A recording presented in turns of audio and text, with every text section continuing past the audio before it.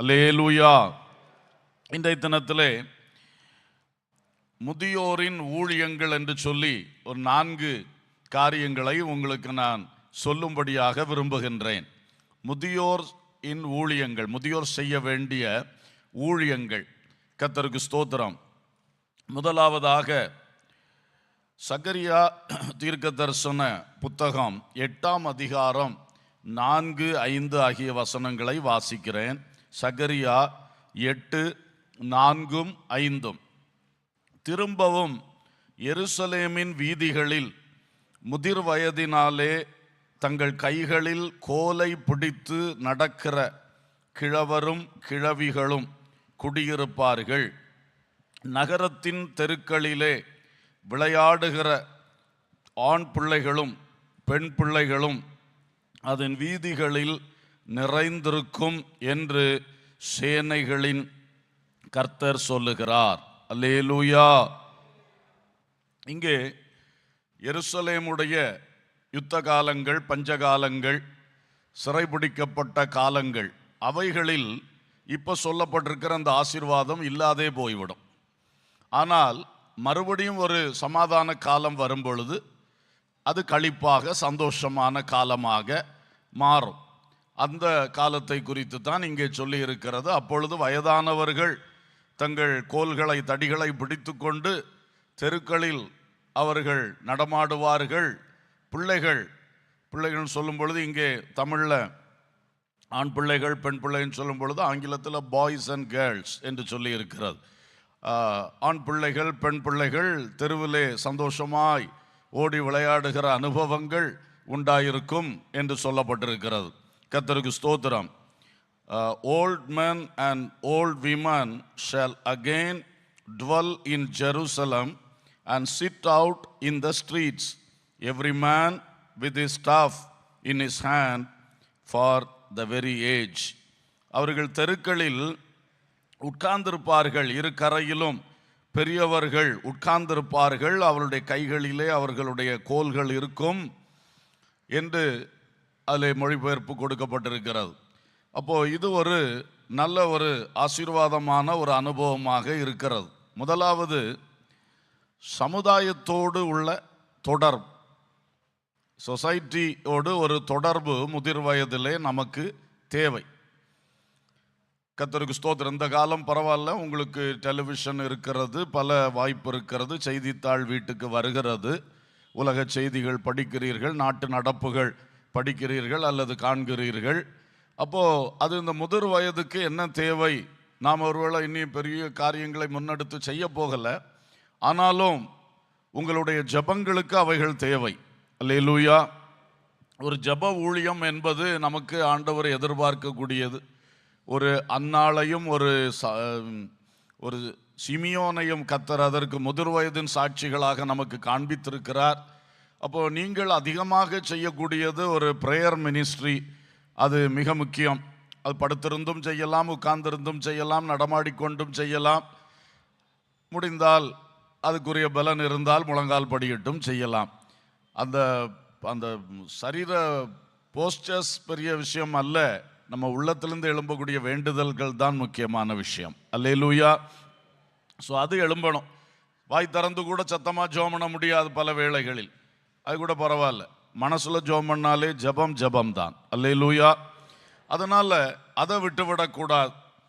இந்த சமூகத்தின் பல காரியங்களை நம்ம பார்க்கும் பொழுது, தெருவிலே போய் உட்கார்ந்திருப்பார்கள்னு சொன்னால் நாட்டில் உள்ள எல்லா காரியங்களை கண் முன்னால் பார்க்கக்கூடிய ஒரு வாய்ப்பு அதில்.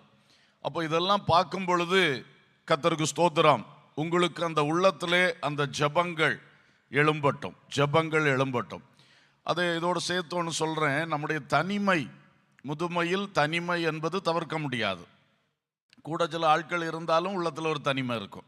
ஏன்னா உங்களுடைய எக்ஸ்பீரியன்ஸுக்கு, உங்களுடைய அனுபவத்துக்கு உங்கள் வீட்டில் இருக்கவங்க அதை புரிஞ்சுக்கிட மாட்டாங்க. அது வயசு வித்தியாசம். அது அவங்களுக்கு இன்னும் புரியணும்னா அவங்களுக்கு இன்னும் கொஞ்சம் வருஷங்கள் ஆகணும். அப்போது யார் புரிந்து கொள்ள மாட்டா. அதுவே ஒரு பெரிய தனிமை. ஆள் கூடி வீட்டில் இருந்தால் கூட அவர்களெல்லாம் சேர்ந்து ஏதோ பண்ணிக்கிட்டு இருப்பாங்க. அதில் உங்களுடைய அந்த உள்ளத்துக்கு அது எல்லாம் சரியாக வராது. அதுவும் இன்றைக்கு பாட்டியை பார்க்க போகிறேன், தாத்தாவை பார்க்க போகிறேன்னு சொல்லிக்கிட்டு அங்கே போயிருந்து ஆளுக்கு ஒரு மொபைலில் வச்சுட்டு இருப்பாங்க. யார் பாட்டியை பார்க்குது, யார் தாத்தாவை பார்க்குது, எங்கே போனாலும் இதுதான். சரி ஃபேமிலியாக போய் சாப்பிடுவோன்னு சொல்லி ஹோட்டலில் வந்து உட்காந்து ஆர்டர் பண்ணிவிட்டு ஆளுக்கு ஒரு, அப்போ என்ன ஒரு ஐக்கியம் கிடைக்குது, என்ன ஒரு பரஸ்பரம் பேசுகிறதுக்குள்ள அந்த இது வருது? ஒன்றுமே கிடையாது. எல்லாத்தையும் இந்த மொபைல் சாப்பிட்ருச்சு. அப்போ இந்த காலம் உங்களுக்கு இன்னுமே அந்த தனிமை அதிகமாய் வாட்டக்கூடிய காலம்தான். அதனால அந்த தனிமையில் நமக்கு உள்ளத்தில் வரக்கூடிய எல்லா சிந்தனையும் உடனே இயேசுவிடத்திலே சொல்லக்கூடிய ஒரு பழக்கம் இருந்துருச்சுன்னா தனிமை என்பது இருக்கவே இருக்காது. அல்லேலூயா. அதை நம்ம பழகணும். அது திடீர்னு வராது. ஆனால் இப்படிப்பட்ட வார்த்தைகளை நாம் கேட்கும்போது அப்பப்போ சிந்தனையில் வந்த உடனே அதை செய்யணும். வந்த உடனே செய்யணும். ஏதோ ஒரு கவலையின் சிந்தனை ஓடிக்கிட்டே இருக்கும். அந்த கவலையின் சிந்தனைக்கு நீங்கள் கொஞ்ச நேரம் இடம் கொடுத்தீங்கன்னா உங்களை டயர்ட் ஆக்கிரும். சரீரம் பலவீனப்படும், மனசு பாதிக்கப்படும், ரொம்ப கஷ்டம் உண்டாகும். வாலிபத்தை போல் அதை தாக்கு பிடிக்கக்கூடிய ஒரு ஒரு ஸ்ட்ரென்த்து, ஒரு பலன் இருக்காது. மனசுலையும் இல்லை, சரீரத்திலையும் இல்லை. அப்போ அந்த நம்ம ஞானமாக செய்ய வேண்டியதுன்னா அந்த கவலைக்கு இடம் கொடுக்கக்கூடாது. அதை உள்ளே போட்டு அது வேலை செய்ய இடம் கொடுக்கக்கூடாது. அதுக்கு நமக்கு ஆண்டவர் நல்ல வழி தந்திருக்கிறார். உன் கவலைகளை நீங்கள் ஒன்றுக்கும் கவலைப்படாமல் எல்லாவற்றை குறித்த உங்கள் விண்ணப்பங்களை ஸ்தோத்திரத்தோடு கூடிய ஜெபத்தினாலும் வேண்டுதலினாலும் எனக்கு தெரியப்படுத்துங்கன்னு சொல்லியிருக்கிறார். கர்த்தர் மேல் உன் பாரத்தை வைத்து விடணும். இதெல்லாம் தெரிஞ்சாலும் செய்ய மாட்டோம். அதுக்கு தான் இந்த பழக்கம் வேணும்னு சொல்கிறது. சிம்பிள் பழக்கம். இங்கே என்ன ஓடுதோ அதை உடனே இயேசுவிட்ட சொன்னா போதும். இவ்வளவுதான் சிம்பிள். இங்கே என்ன ஓடுது, நல்லது ஓடினாலும் சரி, கெட்டது ஓடினாலும் சரி, சந்தோஷம் ஓடினாலும் சரி, துக்கம் ஓடினாலும் சரி, எது வந்தாலும் உடனே அதை இயேசுவோடு, அதான் அங்கே பாரத்தை அங்கே வைக்கிறதுன்னு சொல்கிறது. வேற பாரத்தை தூக்கி கொண்டா வைக்கிறது. இங்கே வாரதை உடனே இயேசுவிட்ட பேசுறது தான் அந்த பாரத்தை அவர் மேலே வைக்கிறது. அந்த கவலைகளை ஸ்தோத்திரத்தோடு அவரிடத்தில் சொல்வது. அதனால் எல்லா அன்புக்குரிய தகப்பன்மார், தாய்மார், உங்களுக்கு இது ரொம்ப ரொம்ப அவசியம். சின்ன எளிய காரியம், ஆனால் நம்ம செய்யாத காரியம். அதை செய்யணும். அதை செய்ய செய்ய நீங்கள் பழகிட்டீங்கன்னா அப்புறம் அடிக்கடி வரும். அதனால் எல்லா சிந்தனைகளையும் கர்த்தரிடத்தில் நாம் பகிர்ந்து கொண்டு வரும் பொழுது அதே ஒரு பெரிய ஜெப வாழ்க்கை ஆகிருமே. கர்த்தரோடு பேசிக்கொண்டே இருக்கிறோம். எவ்வளோ ஒரு சந்தோஷம். உள்ளத்திலே ஒரு சமாதானம் இருக்கும், உள்ளத்துக்குள் ஒரு நல்ல பலன் இருக்கும், நல்ல ஒரு நம்பிக்கை வரும். ஆண்டவரோட பேச பேச எதிர்காலத்தை குறித்த ஒரு நம்பிக்கை, உங்கள் எதிர்காலம், உங்கள் சந்ததிகளுடைய எதிர்காலம் குறித்து உங்களுக்கு நல்ல நம்பிக்கை வரும். இருக்கிற ஒரு மாதிரிப்பட்ட பயங்கள், சந்தேகங்கள், என்ன நடக்குமோ, நான் கண்ணை மூடன அப்புறம் என்ன ஆகுமோ, இது ஒன்றும் உள்ளத்தில் தங்காது. எல்லாம் கர்த்தர் பார்த்துக்கிடுவார். எனக்கு வர்ற சிந்தனை எல்லாம் ஆண்டவர்கிட்ட நான் சொல்லியிருக்கேன். பாரமான நினைவுகளை அவர்கிட்ட சொல்லியிருக்கிறேன். ஸோ இது நம்ம இங்கே எடுத்த பாயிண்ட் சமூக விஷயங்கள். அப்போது அவைகளையும் நாம் கர்த்தரிடத்தில் பேசுவது. ரெண்டாவது, இந்த இந்த முதியோர்கள் தெருக்களில் போய் உட்கார்ந்துருப்பார்கள்னு சொன்னால் பொதுவாக சாயங்கால நேரங்கள் தான் இது நடக்கும். அப்போ தான் ஸ்கூல் விட்டு பிள்ளைகள் போகிறது வர்றது, மார்க்கெட்டில் ஆட்கள் சந்தைக்கு போயிட்டு வர்றது, வேலைக்கு போயிட்டு வர்றது, ஏகப்பட்ட ரோடில் நிறைய ஆட்கள் இருக்கக்கூடிய டைமே சாயங்கால நேரம். அப்போ இவங்க அங்கே போய் இருக்கும் பொழுது ரெண்டாவது ஒரு விஷயம் என்னென்னா, தே என்ஜாய் தேர் சில்ட்ரன். அவங்களோட பிள்ளைகளுடைய காரியங்களை என்ஜாய் பண்ணுறது, ஒரு என்ன சொல்ல, சந்தோஷமாக அனுபவிக்கிறது. அல்லேலூயா. அது ஒரு சந்தோஷம். இன்றைக்கி உங்களில் பலர் உங்கள் பிள்ளைகள் வீட்டில் இல்லை, தூர இடத்துல இருக்காங்க, தூர தேசத்தில் இருக்காங்க. நிறைய பெற்றோர் அப்படி தான். ஏன்னா கன்னியாகுமரி ஒரு எண்டில் இருக்குது, இந்தியாவுடைய ஒரு கடைமுனையில் இருக்கிறதுனால வேலைனாலும் தூரமாக தான் போகணும், படிக்கணுனாலும் தூரமாக போகணும். இப்போ ஓரளவுக்கு இந்த மதுரை மாதிரி ஒரு இடம்னா சுற்றி நிறைய பட்டணங்கள் இருக்கும். நமக்கு அப்படி கிடையாது. எல்லாத்துலேயும் சேர்த்து கடைசியில் கொண்டு கன்னியாகுமரி. இதனால தான் இங்கே ஜாஸ்தி. எல்லா வீட்லேயும் பிள்ளைகள் படிப்பு வேலைன்னா உடனே தூர இடம். அப்போ இங்கே தாத்தா பாட்டிக்கு ரொம்ப ஒரு கஷ்டம்.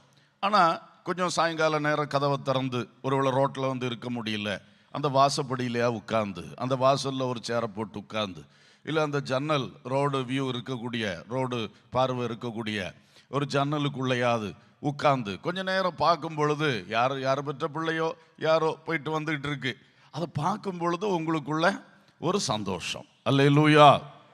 ஒரு டைம் பாஸும் கூட, நேரமும் கொஞ்சம் அழகாக போயிடும். அப்போது அதை பார்க்கும் பொழுது அந்த இளைய தலைமுறைகள் அடுத்த தலைமுறைகளை பார்த்து சந்தோஷப்படணும். அதே வேளையில் அங்கே பார்க்கும்போது துக்கப்படக்கூடிய காரியங்களும் இருக்கும். கண்டிப்பாக இன்றைக்குள்ள சமுதாயத்தினுடைய போக்கு ரொம்ப நல்லதை விட கெட்டது தான் அதிகமாக கண்ணுக்கு தெரியக்கூடிய அளவில் இருக்கும். அதெல்லாம் போட்டு திரும்பியும் தலையில் ஏற்றி நம்ம பாரப்பட வேண்டாம். நல்லதை பார்ப்போம், சோத்திரம் பண்ணுவோம். வித்தியாசமான எண்ணங்கள் வந்துச்சுன்னா அதை ஒரு ஆண்டவர்கிட்ட சொல்லுவோம். அப்படி கொஞ்சம் நேரம் நம்ம பண்ணும் பொழுது நமக்கு அது ஒரு சந்தோஷம் ஆக இருக்கும். நெக்ஸ்ட்டு ஜெனரேஷன், அடுத்த தலைமுறைகள் எப்படி இருக்கிறது அதை நினைக்கும் பொழுது ஒரு மகிழ்ச்சி. பரவாயில்ல, நம்ம காலத்தில் இல்லாத வாகனங்கள் ஓடுது, நம்ம காலத்தில் இல்லாத அது இருக்குது இது இருக்குது, எப்படி நிறைய நல்ல காரியங்கள் உங்களுக்கு சந்தோஷப்படுறதுக்கு எதுவாக கட்டாயம் இருக்கும். அல்லேலூயா, ஸ்தோத்திரம். ஞாயிற்றுக்கிழமைகள் நம்ம ஊரில் ஆண்டவர் கிருபையினால் நல்லா பைபிளை தூக்கிட்டு அங்கங்கும் போகக்கூடிய ஆட்களை நிறைய நம்ம பார்க்கலாம். எல்லா ஊர்களிலும் இந்த பாக்கியம் இருக்காது. காலையில் பார்க்கலாம், சாயங்காலம் பார்த்தீங்கன்னா சண்டே ஸ்கூல் அது இதுன்னு நம்ம பிள்ளைகளுக்கு ரொம்ப ஆக்டிவிட்டீஸ். இது மாதிரி வேறு பட்டணங்களில் இருக்கான்னு எனக்கு தெரியல. நம்ம பிள்ளைகள் நம்ம சபையில் வருவாங்க, ஆராதிப்பாக, அடுத்தது ஞாயிறு பள்ளி, அடுத்தது யூத் மீட்டிங், அது முடிச்சு பார்த்தா மத்தியானம் பார்த்தா எங்கேயாவது ஒரு பிரான்ச் சண்டே ஸ்கூலுக்கு ஓடி போகுதுங்க. சாயங்காலம் பார்த்தா இன்னொரு கூட்டத்துக்கு ஓடி போகுதுங்க. அப்படி ஃபுல்லாக ஞாயிற்றுக்கிழமை இந்த பிள்ளைகள் இதெல்லாம் பார்க்கும் பொழுது நமக்கு ஒரு சந்தோஷம். ஸோ இது கண்டிப்பாக முதியோர்களை சந்தோஷப்படுத்தும். உங்களை அந்த சமூகத்தோடு ஒரு தொடர்பிலே கண்டிப்பாக வைத்துக்கொள்ளும்.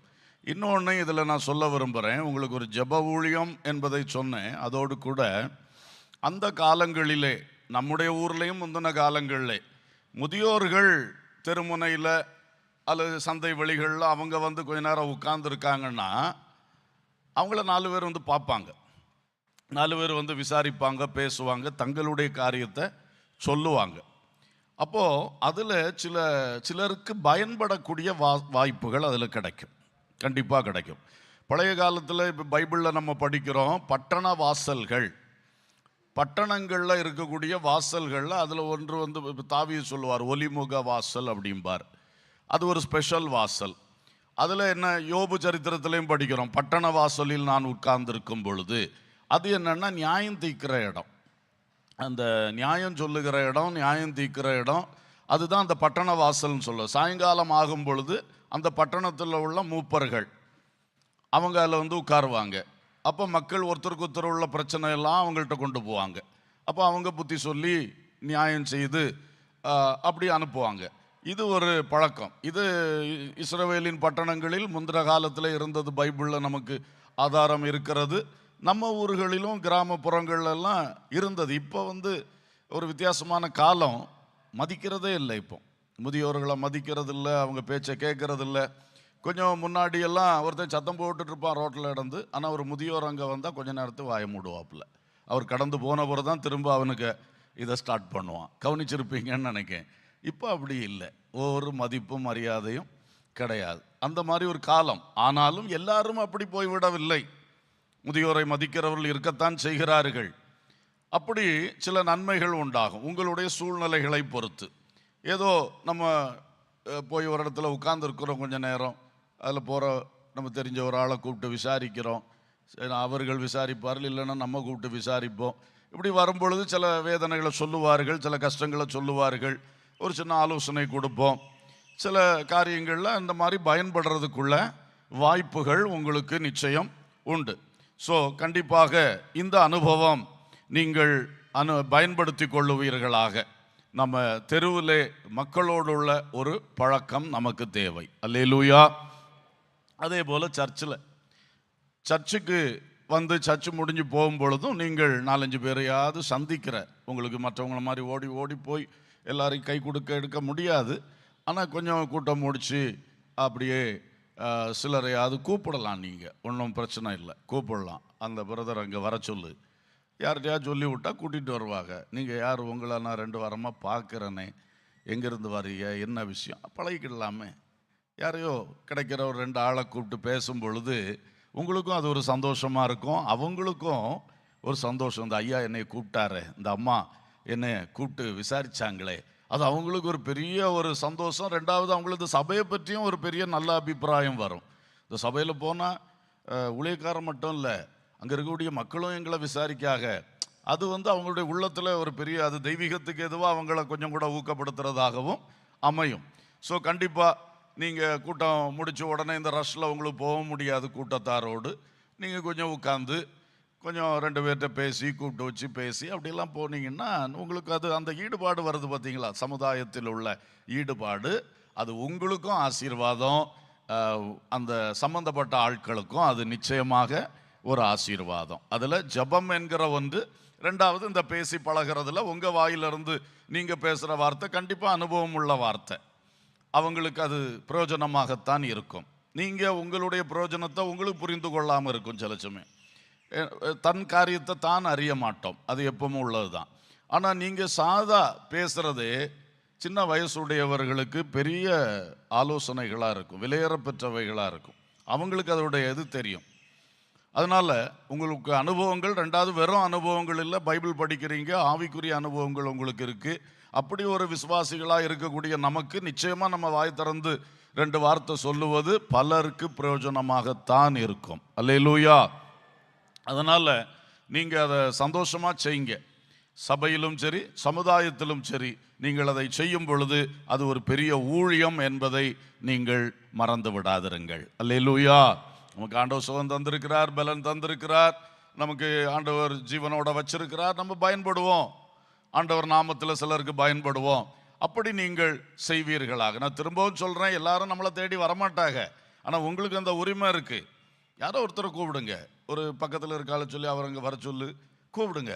அப்படி உரிமையோடு நீங்கள் செய்யும் பொழுது அது நல்ல ஒரு பிரயோஜனமாக இருக்கும். நீங்கள் சில தயங்கலாம், நம்ம தெரியாத ஒரு ஆளை போயிட்டு இங்கே வான்னு சொன்னால் எப்படின்னு. அப்படி இல்லை, அதுக்கு எஃபெக்ட் வேறையாக்கும். அவர் சந்தோஷப்படுவார். இந்த ஐயா இத்தனை பேர் வந்த கூட்டத்தில் என்ன கூப்பிட்டார், இந்த அம்மா இத்தனை பேர் வரல கூட்டத்தில் என்ன செய்தாக. அப்படி நல்ல ஒரு தாக்கத்தை தான் அது உண்டாக்குமே தவிர வித்தியாசமாக நம்ம நினச்சி தயங்கி இருக்க வேண்டிய அவசியம் இல்லை. அல்லேலூயா, ஸ்தோத்திரம். சரி, 2வதாக தீத்துவின் நிருபத்திலே ஒரு காரியத்தை நாம் பார்க்கிறோம். கர்த்தருக்கு ஸ்தோத்திரம். தீத்துவின் நிருபம் 2வது அதிகாரம் 2 முதல் 5 வரையிலுள்ள வசனங்களில் ஒரு பெரிய பட்டியல் கொடுக்கப்பட்டிருக்கிறது. அதில் ஒரு சுருக்கமான காரியத்தை மட்டும் நான் சொல்லுகிறேன். அந்த அடுத்த வசனத்தில் பாருங்க, முதிர் வயதுள்ள ஸ்திரீகளும் என்று ஆரம்பிக்கிறது. முதிர் வயதுள்ள ஸ்திரீகள் என்ன செய்ய வேண்டும்? ஸ்தோத்திரம். இவர்கள் பாலிய ஸ்திரீகளுக்கு நற்காரியங்களை போதிக்கிறவர்களாக இருக்க வேண்டும் என்கிற அதுதான் அதோடைய கருத்து. நிறைய வார்த்தைகள் உள்ள வருகிறது. அதோடைய கருத்து என்னன்னா, முதிர் வயதுள்ள தகப்பனோ தாயோ இளம் வயதுள்ளவர்களுக்கு படிப்பிக்கணும், போதிக்கணும் என்று வசனம் நமக்கு திட்டமாக சொல்லுகிறது. அதில் என்ன சொல்லுகிறது? பாலிய ஸ்திரீகளுக்கு நீங்கள் என்ன புத்தி சொல்ல வேண்டும் என்றால், பாலிய ஸ்திரீகள் தங்கள் புருஷரிடத்திலும் தங்கள் பிள்ளைகளிடத்திலும் அன்புள்ளவர்களாக இருக்க வேண்டும் என்று முதிர் வயதுள்ள ஸ்திரீகள் வாலிப ஸ்திரீகளுக்கு என்ன கொடுக்கணுமா? புத்தி சொல்லுங்கன்னு பைபிள் வசனம் நமக்கு சொல்லுது. புதிய ஏற்பாட்டு வசனம் நிருபங்களில் சொல்லப்பட்டிருக்கிறது. கட்டாயம் செய்ய வேண்டிய ஒரு காரியம். அப்போது முதிர் வயதுள்ள ஸ்திரீகள் இளம் வயதுள்ளவர்கள் குடும்பமாக வாழ்கிறவங்களை பார்க்கும்போது கணவன் மனைவி உறவு நல்லா இருக்கணும் என்கிறத குறித்த சில காரியங்களை சொல்லிக் கொடுங்கள். இதை அவர்களுடைய நண்பர்கள் சொல்லிக் கொடுக்க முடியாது, அவருடைய வயது கீழானவர்கள் சொல்லிக் கொடுக்க முடியாது.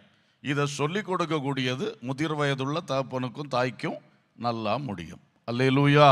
இன்னைக்கு நிறைய குடும்பங்களில் இருக்கிற பிரச்சனைகளை நீங்கள் அறிந்திருக்கிறீங்க. குடும்பங்கள் தள்ளாடுகிறது. மொத்தத்தில் பார்த்தீங்கன்னா அந்த டாலரன்ஸ்னு சொல்லுவோம், சகிப்புத்தன்மை மனுஷனுக்குள்ளே இல்லை. இந்த காலத்தினுடைய பயங்கர மோசமான ஒரு காரியம், ஒன்றையும் சகிக்க முடியாது. சின்ன அற்பமான காரியம் சகிக்கும் தன்மை சுத்தமாக இல்லை.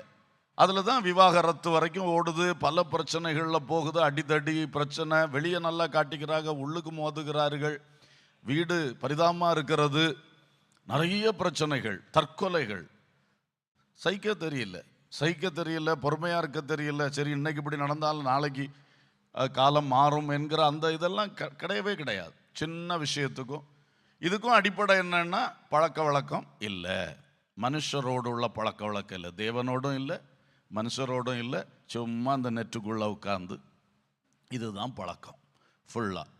மனுஷ தன்மையே இல்லாமல் போகுது. அமெரிக்கா போன்ற தேசங்களில் இப்படி தான் இருந்து அவனுக்கு என்ன தோணிடுது, ஒரு கன் எடுக்கிறான், எல்லாரையும் சுட்டு தள்ளிடுறான். அப்போ சிலவன் அவன் கடைசியில் தன்னையும் சுட்டு செத்து போகிறான். ஒரு 10-15 பேர் உயிர் போச்சு. அதில் அவனை பிடிச்சி விசாரித்தா ஒரு காரணம் இல்லை. அவங்கள ஏன் சுட்ட ஒரு காரணம் இல்லை, மென்டல். ஏன் இப்படி மென்டல் ஆச்சு? உனக்கு தெய்வீகமும் இல்லை மனுஷீகமும் இல்லை, மிருகத்தனமான ஒரு நிலைமைக்கு போயிட்டுருக்கு. அப்போது அதனால் உங்களுடைய இந்த புத்திமதிகள், போதனையின் ஊழியம் அல்லது புத்திமதி சொல்லுகிற ஊழியம், டீச்சிங் அண்ட் கவுன்சிலிங், இது கிறிஸ்தவத்தில் மிக மிக முக்கியமானது. போதிக்கிறதும் ஆலோசனை சொல்கிறதுமான ஊழியம் ரொம்ப பிரயோஜனமான காரியம். நடைமுறையாக அவங்க லைஃப்பை நம்ம பார்க்கோம். அதுக்கு ஏற்ற வேதவசன ஆதாரத்தோடு அல்லது வேதவசனத்தை சொல்ல மறந்துட்டாலும் அதனுடைய அடிப்படையில் உள்ள விளக்கம் நம்ம சொல்லிக் கொடுக்கலாம், அனுபவத்தோடு சொல்லிக் கொடுக்கலாம். இங்கே சொல்லியிருக்கு, பாலிய ஸ்திரீகள் தங்கள் புருஷரிடத்திலும் தங்கள் பிள்ளைகளிடத்திலும் அன்புள்ளவர்களாக இருக்க நீங்கள் புத்தி சொல்லணும். அடுத்து அவங்க தெளிந்த புத்தி உள்ளவர்களாக இருக்க நீங்கள் புத்தி சொல்லணும். அடுத்த பாயிண்ட் அப்படி கொடுத்துருக்கு, தெளிந்த புத்தியாக அவங்க இருக்கணும். இன்னைக்கு நிறைய பேருக்கு ஒரு தெளிந்த புத்தி இல்லாதனாலையும் நிறைய பிரச்சனைகள்.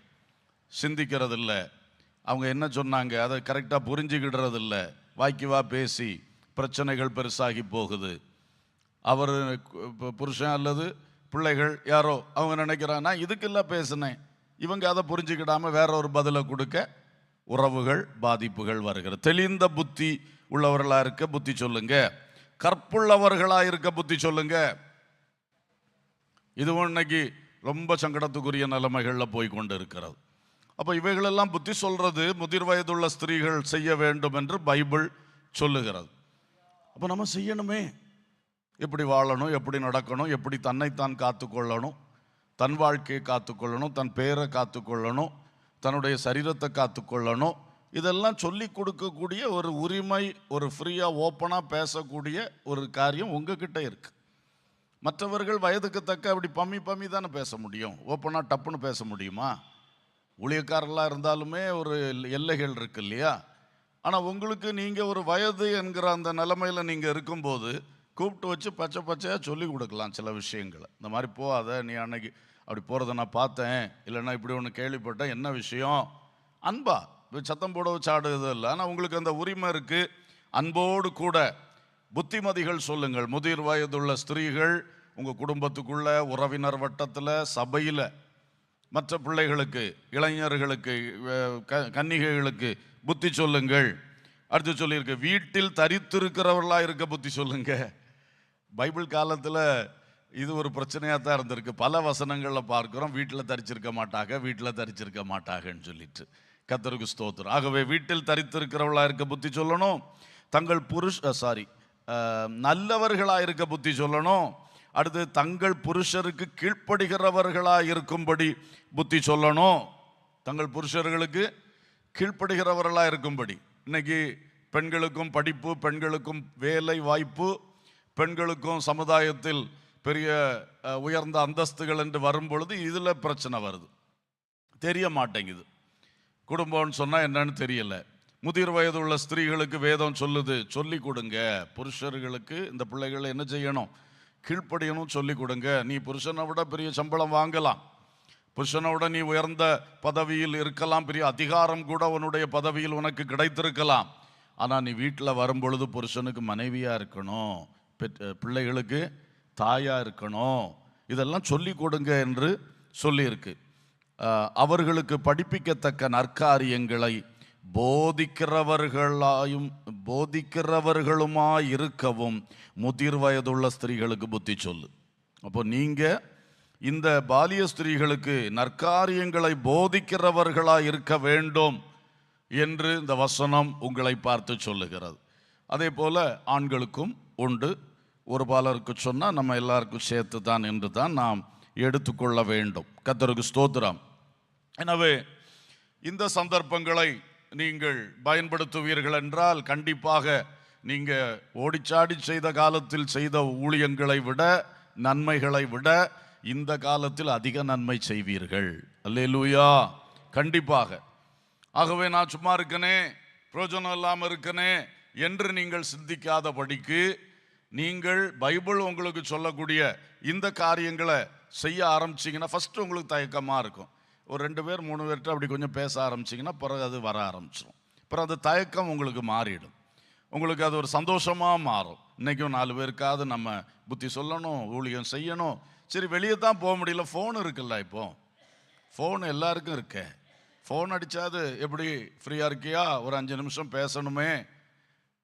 இல்லை சில வேளை அவங்க அவசரமாக நிற்பாங்க, நம்ம போய் அந்த நேரத்தில் டிஸ்டர்ப் பண்ணாண்டா. இல்லை இப்போ நான் பிஸியாக இருக்கேன், யாத்திரையில் இருக்கேன், அங்கே இருக்கேன், இங்கே இருக்கேன், சரி எத்தனை மணிக்கு கூப்பிடட்டும், கொஞ்சம் கழிச்சு கூப்பிட்டு கொஞ்சம் புத்தி சொல்லலாமே, கொஞ்சம் பேசலாமே, கேட்கலாமே, விசாரிக்கலாமே. இதெல்லாம் நம்ம டைமை அழகாக பயன்படுத்துறது, இப்படி பிரயோஜனமாக பயன்படுத்துவது. எனவே இப்படிப்பட்ட காரியங்களை செய்யும் பொழுது நல்ல புத்திமதிகள் சொல்லி கொடுக்கலாம். அதனாலே நிறைய பிரயோஜனங்கள் உண்டாகும். குறிப்பாய் வாலிப பிள்ளைகளுக்கு, பையன்மாருக்கு, புதிதாய் விவாகமான ஆட்களுக்கு, அது மாதிரி இந்த கஷ்டப்படுறவர்களுக்கு, சமுதாயத்தில் கஷ்டப்படுகிறவர்கள் நிறைய இருக்கிறார். நீங்கள் இதெல்லாம் அனுபவம் பெற்றவர்கள், பல பள்ளத்தாக்குகளில் இறங்கி மலைகளில் ஏறினவர்கள். அவங்களுக்கு இது தெரியாது. அவங்க ஒரு பள்ளத்தாக்கை கண்ட உடனே எல்லாம் முடிஞ்சு போச்சுன்னு வெறுத்து போய் கசந்து போய் ரொம்ப ஒரு விரக்தியிலெல்லாம் தெரிகிறார்கள். முகத்தை பார்த்தாலே தெரியும் ஆள் சந்தோஷமாக இல்லை. அப்போ அந்த ஆளை ஸ்பெஷலாக நம்ம கூப்பிடணும். அது ரொம்ப பிரயோஜனமாக இருக்கும். யோசேப்பு சிறைச்சாலை கைதிகளை விசாரிக்கும் விசாரிப்பிலே வைக்கப்பட்டிருந்த பொழுது அவன் காலையில் எல்லார் முகத்தையும் பார்க்குறான். அது ஒரு நல்ல பழக்கம். முகத்தை பார்க்கும்போது 2 பேருடைய முகம் வாடி இருக்கிறத கவனிக்கிறான். 2 பேர்ட்டையும் உடனே பேச்சு கொடுக்குறான். அந்த சுயம்பாய்களின் தலைவன், பானபாத்திரக்கார தலைவன், 2 பேருக்கும் அவன் பிரயோஜனப்பட்டான். சொப்பனத்தை சொன்னாங்க, சொப்பனத்தை அர்த்தத்தை சொன்னான். அப்போது நம்ம கூப்பிட்டு பேசுறதுல இருக்கு பிரயோஜனப்படுவது. 2வது அந்த ஆளை செலக்ட் பண்ணுறதும், முடிஞ்ச அளவு முகம் வாடி இருக்கிற ஆளை செலக்ட் பண்ணால் நிச்சயம் அது அவங்களுக்கு ஒரு பிரயோஜனம் உண்டாகும். அல்லேலூயா. அதனால் அப்படி செய்து, என்ன தம்பி நேற்றுக்கெல்லாம் அவங்க முகம் சந்தோஷமாக இருந்துச்சு, இன்னைக்கு எதுவும் கஷ்டமா, இப்படி இருக்கிறீங்களே, அது ஒன்றும் இல்லை ஒன்றும் இல்லைன்னு சொல்லுவாப்புல. விடக்கூடாது. இல்லை நீ சொல்லு, ஒன்றும் இல்லை, என்ன விஷயம் சொல்லு, நான் உனக்காக ஜோம் பண்ணுவேன், வேற ஒன்றும் இல்லை, உன் காரியத்தை நான் வெளியே இன்னொருத்த சொல்ல மாட்டேன், நீ உனக்காக ஜோம் பண்ணுவேன். கொஞ்சம் ஓப்பன் பண்ணுவார்கள். 2 ஆலோசனை கொடுக்கலாம், ஒரு சின்ன ஜெபமும் பண்ணி அனுப்பலாம். கர்த்தருக்கு ஸ்தோத்திரம். சிலர் கூட யோசிப்பீங்க, நான் எப்படி ஜெபம் பண்ணது, தனியாக ஜெபம் பண்ணுவேன், அடுத்த ஆளுக்கு ஜெபம் பண்ணி அப்படி எனக்கு ஒரு பழக்கம் இல்லையே. ஒன்றும் பிரச்சனை இல்லை. நம்ம எப்படி தனிமை ஜெபம் பண்ணுவோமோ அதை போல், அப்பா இவனை ஆசீர்வதியும் அப்பா சொன்னால் போதுமே. அதுக்கு இலக்கணமோ அதுக்கு வேற ஒன்றும் தேவையில்லை. நம்ம ஜெபம் உள்ளத்துலேருந்து பண்ணினாலே போதும். அல்லேலூயா, ஸ்தோத்திரம். சரி, நம்ம டீச் பண்ணுறது அந்த கஷ்டப்படுற மக்களுக்கு நிச்சயமாய் ரொம்ப பிரயோஜனம் இருக்கும். 3வது விஷயம், அறிவிக்கும் ஊழியத்தையும் கர்த்தர் நமக்கு தருகிறார். நமக்கு ஆண்டவர் ஜெபிக்கிற ஊழியத்தை, போதிக்கிற ஊழியத்தை, அறிவிக்கும் ஊழியத்தை சங்கீதம் 71:18 சொல்லுகிறது. 71:18, இப்பொழுதும் தேவனே, இந்த சந்ததிக்கு உமது வல்லமையையும் வரப்போகிற யாவருக்கும் உமது பராக்கிரமத்தையும் நான் அறிவிக்கும் அளவும் முதிர் வயதும் நரை மயிரும் உள்ளவனாகும் வரைக்கும் என்னை கைவிடீராக. ஒரு அல்லேலூயா சொல்லுவா. அல்லேலூயா. அழகா சொல்றாரு, நான் முதிர் வயதும் நரை மயிரும் ஆகிற வரைக்கும் நீர் என்னை கைவிடக்கூடாது. எதுக்காக? நான் உலகத்தை அனுபவிக்கணும், அப்படி இல்லை. நான் உம்முடைய வல்லமையை பற்றியும் உம்முடைய பராக்கிரமத்தை பற்றியும் வரப்போகிற சந்ததிக்கு, இந்த சந்ததிக்கும் வரப்போகிற சந்ததிக்கும் என்ன செய்ய வேண்டும்? அறிவிக்கணும். அல்லேலூயா. என்ன ஆசை பாருங்க முதிர் வயதில். இன்றைக்கு நமக்கும் அந்த ஆசை வரணும். நற்செய்தியை அறிவிக்கிறது, இயேசுவை பற்றி சொல்றது, அவர் செய்யக்கூடிய கிரியைகளை பற்றி சொல்றது. நிச்சயமா நீங்கள் பல அனுபவங்களை உடையவர்களாக இருப்பீர்கள். சாட்சி சொல்ல சொன்னால் முன்னே வர மாட்டேங்கிறீங்க. கர்த்தருக்கு ஸ்தோத்திரம். சரி, ஒருவேளை இங்கே எல்லாருக்கும் முன்னால் வர்றதுக்கு நீங்கள் தயங்கினாலும் உங்களுக்கு கிடைக்கிற ஆள்கிட்ட சொல்லலாமே, கிடைக்கிற ஆள்கிட்ட சொல்லலாமே. அவங்கள பற்றி தெரியுது, அவங்களுக்கு ஒரு கடன் பிரச்சனையில் இருக்காக. இப்போ அவங்கள கூப்பிட்டு வச்சு நம்ம அனுபவத்தில் ஒரு காலத்தில் கடனில் இருந்தோம், கர்த்தரை நம்பி கர்த்தர் எப்படி தூக்கி எடுத்தார் ஒன்று சொல்லி கொடுக்கலாம். அதில் கர்த்தருடைய வல்லமையை நாம் அறிவிக்கிறோம். அவர் நம்மளை எப்படி தூக்கி எடுக்கிறார் என்பதை நாம் அறிவிக்கிறோம். வியாதியில் இருக்கிறார்கள், நாம் அதெல்லாம் கடந்து வந்திருக்கிறோம். இப்படி எந்த காரியத்திலும் பல அனுபவங்கள் உங்களுக்கு இருக்கும், பல சாட்சிகள் உங்களுக்கு இருக்கும். இப்படி சில காரியங்களை சொல்லி தேவனை நீங்கள் மகிமைப்படுத்தும் பொழுது முதல்ல அவங்களுக்கு அற்புதம் நடக்கும், சொல்ற உங்களுக்கும் அற்புதம் நடக்கும். அல்லேலூயா. ஏன்னா அந்த வாயின் அறிக்கை மிகப்பெரிய கிரியை செய்யும். ஆமென். விசுவாசம் உள்ளத்தில் இருக்கும், விசுவாசத்தை அறிக்கை செய்யும் பொழுது அது வாழ்க்கையில் என்ன ஆகும்? நடைமுறை ஆகும். அதனால ரெண்டு பக்கத்துக்கும் பிரயோஜனம். நீங்க சாட்சி சொல்லுவது, ஒரு அறிக்கை பண்ணுவது ரெண்டு பக்கத்துக்கும் பிரயோஜனம். நீங்க ஐயோ நமக்கே பலவீனமா இருக்கு, அந்த ஆள்கிட்ட போய் இயேசு பலன் தருவார்னு எப்படி சொல்றது? நீங்க பொய் ஒன்றும் சொல்லலையே, இயேசு பலன் தருகிறவர் தானே. அதில் ஏதாவது சந்தேகம் உண்டா? இல்லை. எனக்கு இன்னைக்கு பலவீனமா இருக்கு, நாளைக்கு பலன் தருவார், இல்லை கொஞ்ச நாள் கழிச்சு தருவார், அதெல்லாம் அவருடைய வேலை. ஆனால் அவரை பற்றின வார்த்தை சத்தியம்தான். அல்லேலூயா. ஒரு ஊழியக்காரர் ஒரு முறை சொன்னாராம், அவர் ஹீலிங் மினிஸ்டர், தலையில் கை வச்சோடனே சுகமாகும், பிசாசு ஓடும், மக்கள் அப்படி பண்ணுவாங்களாம். அப்போ அவர் ஒரு நாள் சொன்னார், நான் ஆண்டவர் கிரியை செய்துட்டு இருக்கிறாரு என்கிறதுல இல்லை, கர்த்தருடைய சத்தியத்தை நம்பி நிற்கிறேன். அவர் குணமாக்குறவர், அவர் உயிர்ப்பிக்கிறவர், வாழ வைக்கிறவர், சத்தியத்தில் தான் நிற்கிறேனே தவிர இப்போ நான் 100 பேருக்கு தலையில் கை வச்சு நான் கை வச்ச உடனே 100 பேரும் செத்து செத்து விழுந்துட்டா கூட நான் இயேசு உயிர்ப்பிக்கிறவர் தான் பிரசவம் பண்ணுவேன். அல்லேலூயா. கேட்குறதுக்கு ஒரு மாதிரியா இருக்கலாம், ஆனால் அது கரெக்டு. ஏன்னா இங்கே நடக்கிற கிரியை வச்சு மக்கள் வாழ்க்கை சூழ்நிலையை வச்சு இல்லை அவரை நம்ம சொல்லுது, அவருடைய வார்த்தை சத்தியம். அல்லேலூயா. அதை எப்பவும் நம்ம சொல்லணும். அதனால் நான் இதை சொல்ல முடியுமா, நான் இதை சொல்ல முடியுமான்னே பல காரியம் சொல்லாமல் விட்டுறோம். அந்த ஆளுக்கு பிரயோஜனம் இல்லாமல் போகுது. நமக்கு உள்ள இருந்தோம் நிறைய விஷயம் இருக்கு, சொல்லுங்கள் சொல்லுங்கள். கர்த்தருடைய வல்லமை இன்னதென்றவர்கள் அறியட்டும். அல்லேலூயா. ஸ்தோத்திரம். கர்த்தருடைய பராக்கிரமம், அவர் தரக்கூடிய ஜெயம் எப்படிப்பட்டதுன்னு புதிய தலைமுறை என்ன செய்யட்டும்? அறியட்டும். அறியணுமே, அறிய வைக்கணுமே. அது நீங்க செய்ய வேண்டிய ஒரு பெரிய ஊழியம். அல்லேலூயா. வயசுக்கு தக்கதானே அனுபவம் இருக்கும், விசுவாச அனுபவங்களுக்கு தக்கதானே அந்த அனுபவங்கள் வரும். அதை இருக்கிறவங்க அந்த பொக்கிஷத்தை எதுக்காக நீங்கள் வச்சு மறைச்சி வச்சுட்டு இருக்கிறீங்க? கொஞ்சம் ரிலீஸ் பண்ணுங்க, கொஞ்சம் வெளியே விடுங்க, கொஞ்சம் வெளியே இது பண்ணுங்க. அறிந்த வசனத்தை சொல்லுவோம். இப்போ எல்லாரும் பெரிய வசனம் படித்து காணாப்பாடமாக சொல்லக்கூடிய லெவலில் இருக்க மாட்டோம், அது ஒன்றும் பிரச்சனை இல்லை. சத்தியத்தின் அறிவு உள்ள இருக்குல்ல, வசனத்தை மனப்பாடமாக அப்படியே சொல்ல முடியாவிட்டாலும் வசனத்துடைய அர்த்தம் நமக்கு இருக்கு இல்லையா உள்ளால, அதை சொன்னால் போதுமே, அதை சொன்னால் போதுமே. பாஸ்டர் பி சாமுவேல் அவர்களை உங்களில் முதியவர்கள் அறிவீர்கள். கண்ணங்கரையில் ரொம்ப காலம் ஒழிஞ்ச கருப்பு சாமுவேல் பாஸ்டர்னு சொல்லுவாங்க. அவர்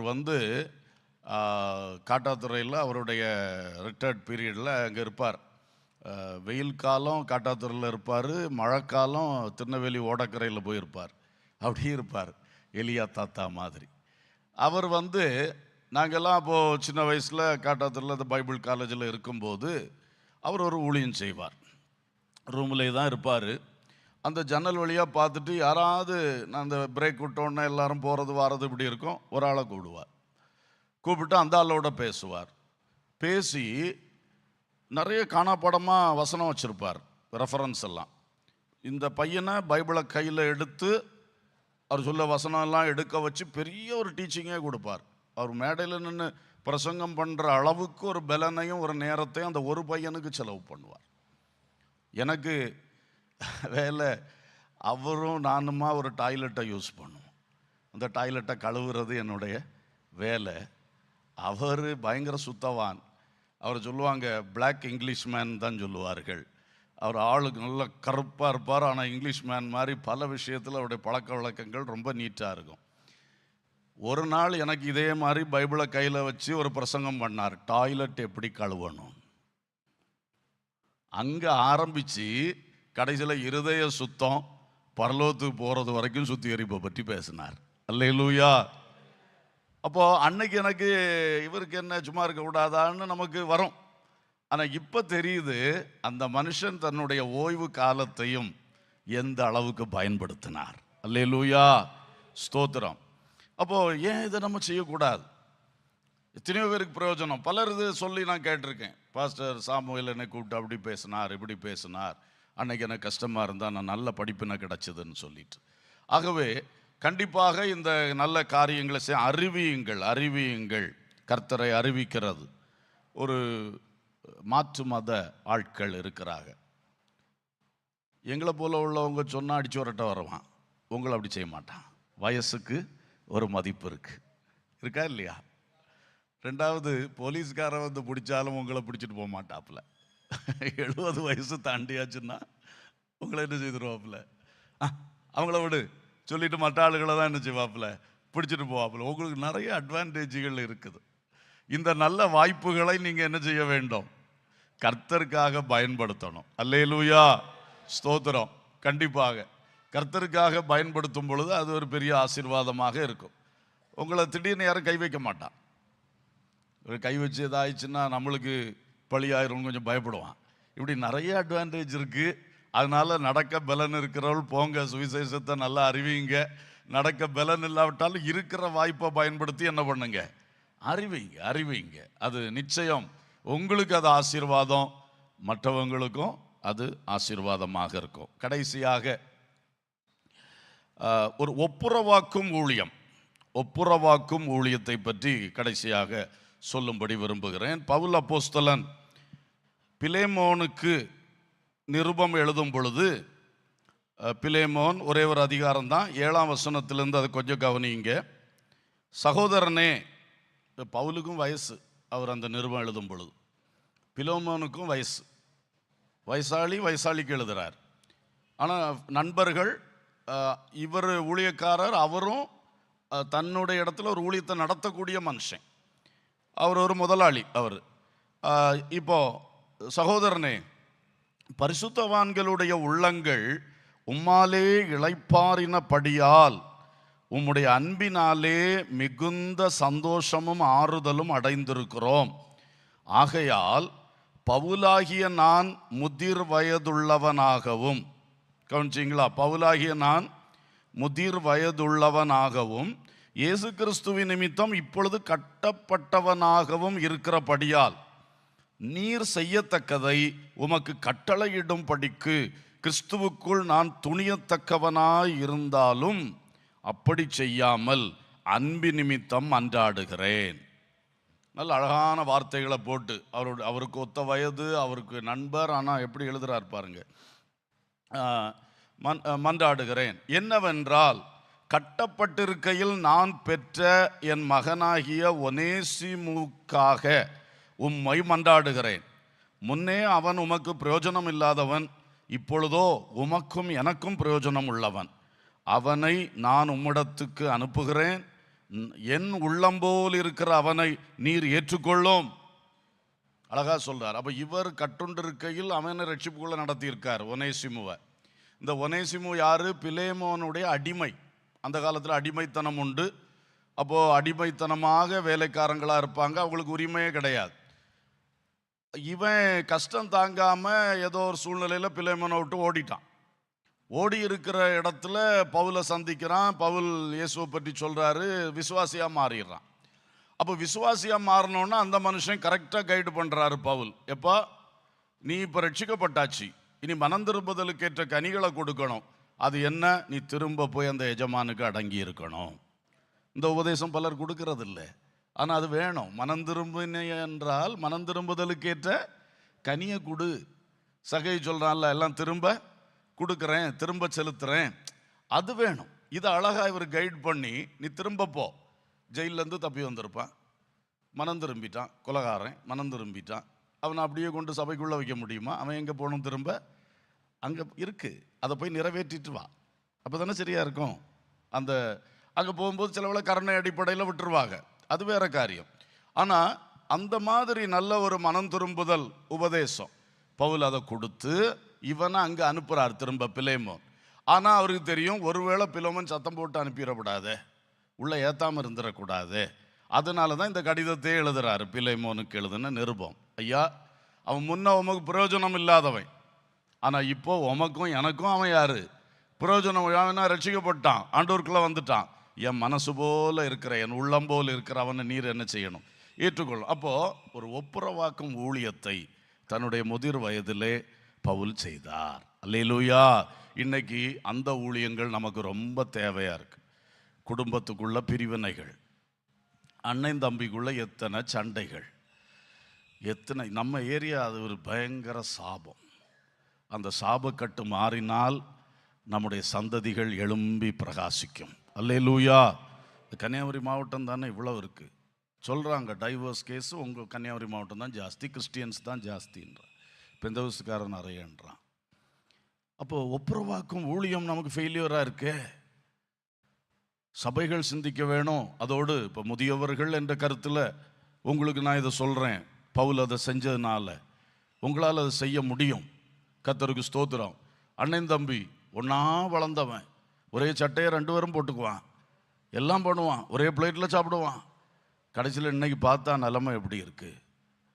அடிக்கடி கோர்ட்டில் தான் முகம் பார்க்குறாங்க, போலீஸ் ஸ்டேஷனில் தான் முகத்துக்கு முகம் பார்க்குறாங்க. பரிதாபமான காரியங்கள். அதுவும் நமக்கு இந்த சொத்து பிரச்சனை, வழி பிரச்சனை, காம்பவுண்டு எல்க பிரச்சனை, இது ரொம்ப ஜாஸ்தி, நமக்கு ரொம்ப ரொம்ப ஜாஸ்தி. அப்போ இதில் எல்லாம் முதியோர்களுடைய ஒரு பங்களிப்பு இந்த சமுதாயத்துக்கு, சபைக்கு, உங்கள் சொந்த குடும்பத்துக்கு, உங்கள் உறவினர் வட்டத்துக்கு கட்டாயம் தேவை. அல்லேலூயா. ஒப்புரவாக்குறதுக்கு ஒரு முயற்சி எடுங்க. ஒரு நாளில் டக்குன்னு நடக்காது. ஏன்னா அங்கேயும் பயங்கர வேகமாக இருக்கும், இங்கேயும் பயங்கர வேகமாக இருக்கும். உள்ளங்கள் கொந்தளிச்சுட்டே தான் இருக்கும். ஏன்னா அவருக்கும் சில நியாயம் இருக்குது, சில என்ன இருக்குது, அவருக்கு பக்கத்துலேயும் சில நீதி இருக்குது, இவர் பக்கத்துலேயும் சில நீதி இருக்குது. யாருக்கு நீதி கரெக்டு, அங்கே தானே பிரச்சனையே வருது. இவரும் தள்ளியிருப்பார், அவரும் அடிச்சிருப்பார். 2 பக்கம் பிரச்சனை இருக்குது. 2 பேரும் தன் பாதிப்பே சொல்லிகிட்டு இருப்பா. யாரோ ஒருத்தர் முதல்ல தொடங்கியிருப்பார். அது கண்டுபிடிக்கிறது ஒருத்தராலே முடியாது. இப்படி தான் நடக்குது பிரச்சனைகள். ஆனாலும் ஒப்புரவாக்கும் ஊழியம், நம்ம நியாயம் தீர்த்து தண்டனை கொடுக்கும் ஊழியம் அல்ல. இது என்ன ஊழியம்? ஒப்புரவாக்குற ஊழியம் தானே. அப்போ இங்கே கொஞ்சம் பேசணும், அங்கே கொஞ்சம் பேசணும், திரும்ப இங்கே கொஞ்சம் பேசணும், அங்கே கொஞ்சம் பேசணும். இப்படி ஒரு 4-5 ரவுண்டு 2 பேர்ட்டையும் தனித்தனியாக பேசும் பொழுதே உள்ளே இருக்கிற வேகங்கள் தணிந்து தணிந்து தணிந்து வரும். நிச்சயம் நடக்கும். சிலருக்கு கொஞ்சம் நிறைய ரவுண்டு பேச வேண்டியிருக்கும். ஆனாலும் நம்ம தளராமல் கிடைக்கிற டைம் எடுத்து, வாப்பா உன்னை பார்க்கணும், வா, கூப்பிட்டு வச்சு கொஞ்சம் பேசி, இந்த ஆள் போன பிறகு அந்த ஆளை கூப்பிட்டு பேசி, இப்படி முடிஞ்ச அளவுக்கு அவங்களுடைய அந்த வேகத்தை கொஞ்சம் அடக்கி, அதுக்கு பிறகு கொஞ்சம் நியாயத்தை சொன்னால் கொஞ்சம் புரியும். வேகத்தோட நியாயம் சொன்னால் என்ன செய்யாது, புரியவே புரியாது. அப்புறம் கொஞ்சம் அமைதிப்படுத்திட்டு கொஞ்சம் புத்தி சொல்லி கொடுத்து, இப்படி இருக்கணும் பாரு, இப்படி செய்யணும், சண்டை போட்டதுனால என்ன சாதிக்க போறிய, மாறி மாறி பிரிவினைனால அவங்க என்ன சாதிக்க போறிய, என்ன செய்ய போகிற, எல்லாம் சொல்லி கொடுத்து அதுக்கு பிறகு ஒரு கட்டம் வரும். அப்போ 2 பேரையும் சேர்த்து கூப்பிடலாம். இல்லைன்னா மாறி மாறி உங்கள் முன்னால் அடி வச்சா உங்களை கொண்டு என்ன செய்ய முடியாது, அதை நடு நிற்க முடியாது உங்களால். அதனால் நல்லா அந்த ஸ்பீடை டவுன் பண்ணிக்கிட்டு ஒரு கிரவுண்ட் லெவல், ஒரு 0 லெவலில் கொண்டு வந்த பிறகு தைரியமாக என்ன செய்யலாம், கூப்பிட்டு சரி என்னை இப்படி பண்ணாதீங்க, 2 பேருக்கும் நல்ல ஆலோசனைகளை கொடுத்து விட்டுட்டீங்கன்னா ஒரு இந்த மாதிரிப்பட்ட ஒரு பிரிவினையை, ஒரு சண்டையை, ஒரு மோதலை நீங்கள் ஒப்புரவாக்குனீங்கன்னா கர்த்தர் உங்கள் மேல் மிகுந்த சந்தோஷமாக இருப்பார். அல்லேலூயா. ஏன்னா அவருடைய ஊழியம் ஒப்புரவாக்கும் ஊழியம். எபேசியரில் சொல்லியிருக்கு, பரலோகத்தில் உள்ளவைகளையும் பூலோகத்தில் உள்ளவைகளையும் ஒன்றிணைக்கும்படி கிறிஸ்து சிலுவையில் அறையப்பட்டார். அல்லேலூயா. அப்போ அந்த சிலுவையினால தான் பரலோகம் என்ன செய்தாச்சு, ஆதாமின் சந்ததி இழந்தாச்சு. ஆதாமின் சந்ததி தேவனை இழந்தாச்சு. இந்த 2ஐயும் ஒப்புரவாக்குறதுக்கு இயேசு தன்னுடைய ஜீவனையே கொடுத்திருக்கார், ரத்தத்தையே ஊற்றி இருக்கிறார். அல்லேலூயா. அதான் ஒப்புரவாக்குதலின் ஊழியம் தான் சிலுவையில் செய்யப்பட்டது. அடுத்தது எபேசியர் 3:3 சொல்லுவார், யூதர்களும் கிரேக்கர்களும் அல்லது யூதர்களும் புறஜாதிகளும் ஒன்றாகிற ரகசியம். யூதன் எனக்கு தான் தெய்வம், எனக்கு தான் சீனாய் மலை பிரமாணம், எனக்கு தான் உடன்படிக்கப்பட்டி, எனக்கு தான் அது இது அப்படின்னு அவன் நிற்கிறான். அடுத்தவங்கள அவன் மதிக்கவே மாட்டான், ஒரு மனுஷனாகவே கருத மாட்டான். ஆனால் இயேசு அப்படி இல்லை. எனக்கு யூதர்களுக்கு மட்டுமல்ல, நான் எல்லா ஜனங்களுக்காக வந்திருக்கிறேன். அப்போ யூதரும் புறஜாதியும் எல்லாம் ஒரே இதில் வரணும். ஒரே பந்தியில் இருக்கணும். கர்த்தருடைய பந்தி எந்த ஜாதின்னு பார்க்கக்கூடாது, எந்த இனம் பார்க்கக்கூடாது. ஆண்டவர் அந்த ஒப்புரவாக்குதலையும் செஞ்சிருக்கிறார். அல்லேலூயா. அப்படியே அந்த ஒப்புரவாக்குதலை சொல்லிட்டு தான் எபேசியர் 5க்கு வரும்போது சொல்றாரு, நான் என்ன இது கணவனை பற்றியும் மனைவியை பற்றியும் சொல்றேன். புருஷன் மனைவி இதை சொல்றார்.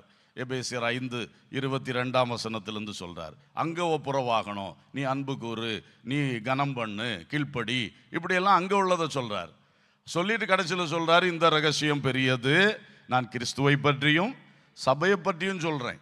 அப்போ முதல்ல பரலோகம் பூலோகம் ஒன்றிணைவதற்கு, ரெண்டாவது யூதரும் புறஜாதியும் ஒன்றிணைவதற்கு, மூன்றாவது கணவனும் மனைவியும் ஒன்றிணைந்து குடும்பம் வெற்றியா இருப்பதற்கு, நாலாவது கிறிஸ்துவும் சபையும் ஒன்னா இருக்கணும். அல்லேலூயா. கிறிஸ்து இல்லாத சபை தலை இல்லாத ஒரு சரீரம் போன்றது. தலையும் சரீரமும் கரெக்டாக இருந்தால் தான் சபை சபையாக இருக்க முடியும். அப்போ அவர் சொல்லார், ஒரு கணவன் மனைவி ஒன்றா இருக்கிறது மாதிரி கிறிஸ்துவும் சபையும் என்ன செய்யணும்? ஒன்றா இருக்கணும். இந்த 4 விதமான ஒப்புரவாக்குதலை, திரும்ப ஒட்ட வைத்தலை குறித்து எபேசியரில் சொல்றாரு. அது பிதாவுடைய உள்ளத்தில் ஆதிகாலம் முதல் மறைந்திருந்த ரகசியம் இப்பொழுது எனக்கு வெளிப்படுத்தப்பட்டது, கிறிஸ்துவின் சுவிசேஷத்தினால் வெளிப்படுத்தப்பட்டதுன்னு பவுல் எழுதுறார். அப்போ நமக்கு அது ரொம்ப முக்கியம். இயேசுடைய உள்ளம் துடிக்கிறது. பிரிவினைகளை அவர் விரும்புகிறதில்ல, இந்த மாதிரி உடைவுகளை அவர் விரும்புகிறதில்ல. கர்த்தருக்கு ஸ்தோத்திரம். பிசாசு குடும்பங்களை உடைப்பதை தன்னுடைய முக்கிய வேலையாக வச்சிருக்கான். ஏன்னா கர்த்தர் குடும்பத்தை கொண்டு தான் சமூகத்தை கட்டுவார், குடும்பங்களை கொண்டு தான் சபையை கட்டுவார். அதுதான் நம்ம பைபிள் முழுசும் படிக்கிறோம். அப்போ இதை அட்டாக் பண்ணுறது சாத்தானுடைய பயங்கர வேலை. ரெண்டாவது சபைகளை உடைக்கிறான். சபைகளை உடைக்கிறது, இந்த உடைவு கிரியை அவன் ரொம்ப செஞ்சுட்டே இருக்கிறான். ஆகவே முதியோர்கள் கண்டிப்பாக இது உங்களுக்கு ஆண்டவர் கொடுத்த ஒரு ஊழியம். பவுல் சொல்றார், நான் முதிர் வயதாக இருக்கேன், கட்டப்பட்டு இருக்கேன், ஆனாலும் ஒரு கடிதம் எழுதக்கூடிய வாய்ப்பு எனக்கு கிடைச்சது. உமக்கு ஒரு கடிதம் எழுதுறேன், இவனை நீர் ஏற்றுக்கொள்ளும், நீங்கள் 2 பேரும் ஒப்புரவா இருங்க. அப்போ அந்த கட்டுண்ட நிலையிலும் நம்மளுக்கும் சரீரத்தில் பல கட்டுகள் இருக்கிறது, பலவீனங்கள் இருக்கிறது, பல கஷ்டங்கள் இருக்கத்தான் செய்கிறது, இல்லைன்னு சொல்ல முடியாது. முதிர் வயதும் இருக்கிறது, கட்டுகளும் இருக்கிறது. ஆனாலும் அந்த மனுஷன் இவனை இயேசுக்குள்ள நடத்திட்டேன், எப்படியும் பிழைச்சிட்டு போறான்னு விடாம அவன் அடுத்தது ஒரு நல்ல நிலைக்கு கொண்டு வரணும்னு அந்த ஆள் பிரயாசப்பட்டார். அந்த கடிதத்தை எழுதினார். அல்லேலூயா. எனவே நிச்சயமா இந்த வேலையும் உங்களுக்கு இருக்கிறது என்பதை புரிந்து கொள்ளுங்கள். உங்க உறவினர் வட்டத்தில் இப்படி இருக்கா? முதல்ல சிந்திங்க. உங்க பிள்ளைகள், பேர பிள்ளைகள், ஒன்று விட்ட உறவுகள் நிறைய இருக்குது. இதெல்லாம் பழக்கம். எந்த கல்யாண வீட்டில் நீங்கள் போனாலும் ஓடி ஓடி வருவாங்க, வந்துட்டீலான்னு சொல்லி சந்தோஷமாக பார்ப்பாங்க, பேசுவாங்க. இதெல்லாம் ஒரு பழக்கம். அப்போது அதில் ஒரு குடும்பம் பிரிந்திருக்கு, அதில் இந்த குடும்பத்துக்கும் அந்த குடும்பத்துக்கும் பிரச்சனையாக இருக்குது, கோர்ட்டில் போய் நிற்குது, போலீஸில் போய் நிற்குது, அடி நடக்குது, கெட்ட வார்த்தை நடக்குது என்று சொன்னால் உங்களுக்கு அதில் ஒரு பாரம் ஜோம் பண்ணுங்க. முதல்ல ஜோம் பண்ணிட்டு பிறகு மெதுவாக முதல்ல சேர்த்து வச்சிடாதீங்க. உங்கள் முன்னாலே மோதிடுவார்கள், உங்களால் அதை ஒன்றும் செய்ய முடியாது. தனித்தனியாய் பேசுங்கள். பேசி பேசி உங்களுக்கு ஒரு நம்பிக்கை வரும், இனி சேர்த்து உட்கார வைக்கலான்னு சொல்லி. அப்பொழுது சேர்த்தால் போதுமானது. அப்படி தயவுசெய்து இந்த ஊழியங்களை நீங்கள் செய்யுங்கள். சபைக்குள்ளே இந்த ஊழியம் ரொம்ப தேவையாக இருக்குது, சபைக்குள்ளே தேவையாக இருக்குது. ஒரு சிலர்ட்டெல்லாம் நாங்கள் பேசுகிறோன்னு சொன்னால் வேண்டாம் வேண்டாம் விட்டுருங்கன்னு சொல்லார். அதை கூட ஏற்றுக்கொள்ளலை, பேசுகிறத கூட சங்கடமாக இருக்குது. அப்போது எப்படி நம்ம ஒரு பக்கம் மேன்மையாக சொல்லிக்கிட்டு இருப்போம், மறுபக்கம் இப்படிப்பட்டதும் இருக்குது. அப்போ அவைகள்லாம் சரியாக முதியோர்களுடைய பங்களிப்பு மிக மிக முக்கியம். அல்லேலூயா, ஸ்தோத்திரம். ஒரு சமயம் இப்போது இடைக்காலத்தில் ஒரு சபையில் 2 பிரிவாக மாறிட்டா, பயங்கர போராட்டங்கள். அப்போ 2 முதியவர்கள் பார்க்கக்கூடிய ஒரு வாய்ப்பு கிடச்சி. நான் உங்கள்கிட்ட இதைத்தான் திரும்ப ஸ்ட்ரிக்டாக சொன்னேன். ஐயா பாஸ்டர் மட்டும் அதை ஒன்றும் செய்ய முடியாது. நீங்கள் முதியவர்கள் இருக்கிறீங்க 2-3 பேர், நீங்கள் 2 பக்கத்தின் மேலே கை வைக்கிறவர்களாக இருங்க. இதைத்தான் நான் உங்களுக்கு சொன்னேன். ஒன் சைடு அடிக்காதீங்க. நீங்கள் அவன்கிட்ட சரின்னு உங்களுக்கு தோணும், இவன் செய்கிற தப்புன்னு தோணும், இருக்கட்டு. ஆனால் முதல்ல 2 பேரையும் சரியாக்கணும்னா நீங்கள் 2 பேருக்கும் உள்ள ஆளாக தான் இருக்கணும், நடுவு தான் நிற்கணும். நீங்களே இவன் தான் சரின்னு சொல்லிட்டு நீங்களும் அங்கே நின்றுட்டு மற்றவனை தப்புன்னு சொன்னீங்கன்னா பிறகு நீங்கள் சொல்ல ஒரு வார்த்தையும் இவன் என்ன செய்ய மாட்டான், ஏற்கவே மாட்டானே. அப்புறம் எப்படி நீங்கள் சரிப்படுத்துவீங்க? அதனால் முதியோர்கள் எப்பொழுதும் நடு நிற்கணும். இந்த பார்ட்டியிலையும் சேர்ந்துடக்கூடாது, அந்த பார்ட்டியிலையும் சேர்ந்துடக்கூடாது. சிலவில் நம்ம சேராட்டாலும் நமக்கு முத்திரை குத்திடுவாங்க. அப்படின்னு செய்வார்கள். அதுலேயும் விவேகமாக நம்ம நின்று ரெண்டு பேரையும் வா என்று கூப்பிடக்கூடிய ஒரு உரிமையோடு நிற்கணும். ரெண்டு பேர் மேலேயும் கை வைக்கிறதுன்னா அதுதான். ரெண்டு பேர் மேலேயும் கை வச்சு சொல்ல வேண்டியதை சொல்லி இணைச்சி நல்லா ஒப்புரவாக்கிட்டோன்னா கர்த்தருடைய சபை பலமாக இருக்கும். அல்லேலூயா. குடும்பங்கள் நலமாக இருக்கும். கர்த்தருடைய உள்ளம் சந்தோஷப்படும். நீங்கள் இந்த ஊழியங்களெல்லாம் மற்றவங்களுக்கு செய்கிறத விட நீங்கள் நல்லா செய்யலாம். சில ஊழியங்கள் உங்களுக்கு வயசு குறைஞ்ச ஆட்களால் செய்ய முடியாத காரியம் இருக்குது, உங்களால் செய்ய முடியும். அதனால் நீங்கள் ஏதோ நமக்கு இனி ரெஸ்ட் மட்டும்தான்னு நினச்சிடாதீங்க. நமக்கெல்லாம் ரெஸ்ட்டு இனிதான் வருதுன்னாக்கும் பைபிள் சொல்லுது. நமக்கு ரெஸ்ட் எங்கே தான்? பரதீசில் தான். இங்கே நம்ம இருக்கிற காலம் வரைக்கும் ஏதோ ஒன்று கர்த்தர் எனக்கு வச்சிருக்கிறாருன்னு தான் நினைக்கணும். என்னை சும்மா வைக்கல, கர்த்தர் என்னை கொண்டு ஏதோ செய்ய விரும்புகிறார். ஸோ இந்த 4 ஊழியங்களில் எது உங்களுக்கு வாய்க்கும், எது உங்களுக்கு செய்யறதுக்கு முடியும், கொஞ்சம் ஜெபத்தில் வச்சு கண்டிப்பாக கர்த்தருடைய வருகை தாமதித்து நாமும் உயிரோடு இருந்தால் அடுத்த முதியோர் கூட்டத்தில் வரும் பொழுது இப்படிப்பட்ட 4 சாட்சியாவது எழும்போம். அல்லேலூயா. கண்டிப்பாக இப்படி செய்தோம், ஒரு குடும்பத்தை ஒப்புரவாக்க உதவி செய்தார், அல்லது ஒரு காரியத்தில் சண்டையை தீர்த்து வைக்க உதவி செய்தார், சில காரியங்களை போதிச்சு கொடுத்தேன், சில காரியங்கள் ஆலோசனை கொடுத்தேன், இவங்களுக்காக ஸ்பெஷலாக சிலருக்காக ஜெபிக்கிற ஒரு அனுபவம் வந்துருச்சு, ராக்காலத்தில் ஜெபிக்கிறேன், பகலில் ஜெபிக்கிறேன், இப்படிப்பட்ட நல்ல அனுபவங்கள் அது குறித்த சாட்சிகள் வரட்டும். நிச்சயமாய் கர்த்தர் உங்களை ஆசீர்வதிப்பார். எல்லாரும் கண்களை மூடி ஒரு நிமிஷம் தயவு செய்து இந்த 4 காரியத்தையும் கொஞ்சம் மனசில் எடுத்து ஒரு சின்ன ஜெபம் பண்ணுங்க. அதுக்கு பிறகு நான் ஜெபம் பண்ணி நிறைவு செய்ய விரும்புகிறேன். தயவு செய்து கர்த்தரை எல்லாரும் நோக்கி பாருங்க. கண்களை மூடி இருதயங்களை திறந்து அல்லேலூயா, பிரைஸ் தி லார்ட். இருதயத்தை திறந்து கர்த்தரை நோக்கி பார்ப்போம். பிரைஸ் தி லார்ட், ஹல்லேலூயா. என் பிள்ளைகளில் நான் சந்தோஷப்படணும், அடுத்த சந்ததிகள் தலைமுறைகளில் நான் சந்தோஷப்படணும். ஹல்லேலூயா. ஸ்தோத்திரம் ஸ்தோத்திரம் ஸ்தோத்திரம். எல்லாரையும் நேசிக்கணும், மற்றவருடைய காரியங்களை நான் பார்க்கணும். சாயங்கால நேரத்தில் இந்த சமுதாயம் எப்படி இருக்குது, மற்றவங்க எப்படி இருக்கிறாங்க, கொஞ்சம் கவனம் செலுத்தணும், எல்லாருக்காக ஜெபிக்கணும். அது ஒரே வார்த்தையில் சொன்னால் ஒரு ஜெப ஊழியம். அதுக்காகத்தான் எல்லாரையும் பார்க்கறது, பழகுகிறது. ஹல்லேலூயா. அந்த பேப்பரில் இன்னைக்கு என்ன செய்தி, ஈரானுக்காக இஸ்ரவேலுக்காக ஒரு வார்த்தை ஜெபம் பண்ணுவோமே என்றெல்லாம் நமக்கு சிந்தனை வரட்டும். ஹல்லேலூயா, ஸ்தோத்திரம். எதுக்காகவும் ஜெபிக்கலாம். கர்த்தர் அதெல்லாம் வசனத்தில் நமக்கு சொல்லி இருக்கத்தான் செய்கிறார். ஸ்தோத்திரம் ஸ்தோத்திரம் ஸ்தோத்திரம். ஒரு ஜெப வாழ்க்கையை எங்களுக்குள் பற்ற வையும் அப்பா, அந்த அக்கினியை பற்ற வையும்னு ஒரு வார்த்தை எல்லாரும் கேட்போமே. தேவனே, உம்மை நோக்கி எப்பொழுதும் பேசி கொண்டிருக்கிற ஒரு அக்கினியை எனக்குள் பற்ற வைப்பீராக. தனிமை என்று எனக்கு ஒன்றுமே இருக்கக்கூடாது. என் சிந்தனையில் வருகிறது எல்லாவற்றையும் இயேசுவோட நான் பேசணும். சிந்தனையில் எழும்புற அத்தனையும் உடனே இயேசுவுக்கு சொல்லணும். இயேசுவோட சேர்த்து தான் நான் சிந்திக்கணும். அப்படி ஒரு கிருபை எனக்கு தாங்கப்பா. நடமாடினாலும் ஜெபம், படுத்திருந்தாலும் ஜெபம், சிந்தனை ஓடுகிற நேரம் எல்லாம் அது ஒரு ஜெபமாக நான் மாற்றும்படி எனக்கு ஒரு கிருபை தாரும். 2வதாக அந்த போதிக்கும் ஊழியம். முதிர் வயதுள்ள ஸ்திரீகளே, பாலிய ஸ்திரீகளுக்கு நிறைய காரியத்தை நீங்கள் படிப்பீங்க, போதனை பண்ணுங்கன்னு சொல்லியிருக்கு. அதை ஒரு வார்த்தை ஆண்டவர்கிட்ட சொல்லுங்க. ஆண்டவரே, சிலதெல்லாம் கண்டும் காணாமலும் இருக்கிறேன், நான் சொல்லி யாரு கேட்பா என்று நான் சோர்ந்து போய் இருக்கிறேன்.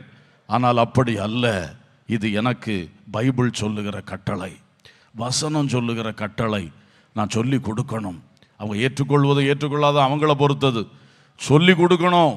கிருபையை தாரோன்னு கேளுங்க, தயவு செய்து கேளுங்க. இதுக்கு அந்நியர் போல விலகி நின்று ஜெபிக்காதீங்க. இதை நான் செய்யணும்னு சொல்லுங்க. Hallelujah, praise the lord, praise the Lord.